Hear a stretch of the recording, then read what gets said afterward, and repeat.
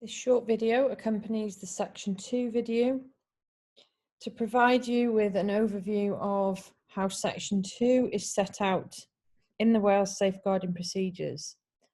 As you will see, we are starting at the home page in relation to adults at risk. We click into Section 2, which covers the duty to report an adult at risk of abuse and/or neglect. This section, you will see, covers the statutory duty to report an adult at risk and what that duty to report entails. It goes on to describe the circumstances in which we will contact the police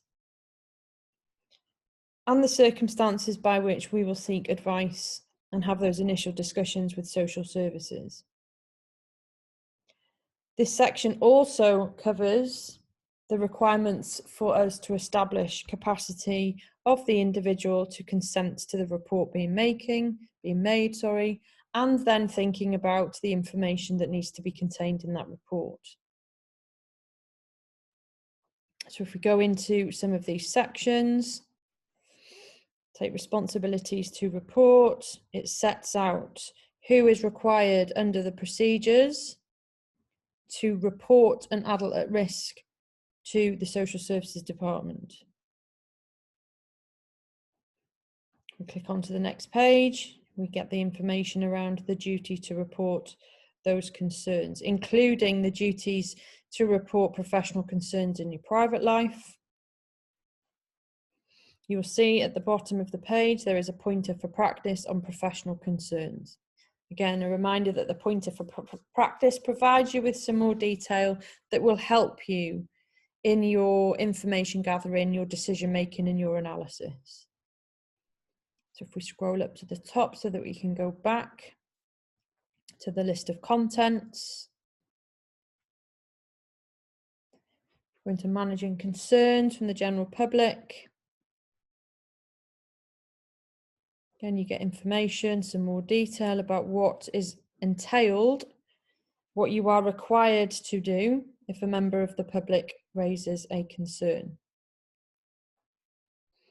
To get back to the content list, we go to the top and we click on back to. If we go into seeking consent to a report, sets out the factors that we need to consider. You will see, as was referred to in the video on Section 2, we have a pointer for practice on seeking consent.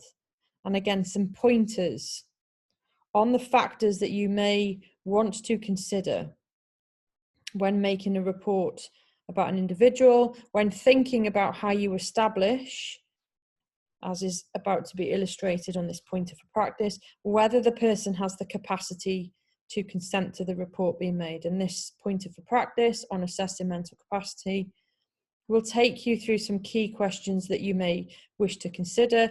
And you'll see it also has a link to the Mental Capacity Act, where you'll find more information about the wider duties in the Mental Capacity Act.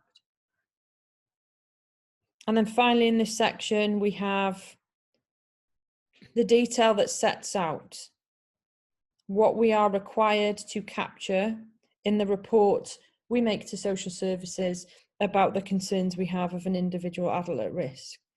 A reminder that the detail of the information is captured in the report form that has been issued by the North Wales Safeguarding Adults Board. And if I scroll down, there's another pointer for practice that provides some guidance and advice on how you might go about completing and making that report. Again, if I want to get back to the very beginning to the sections, I click on back to adults at risk.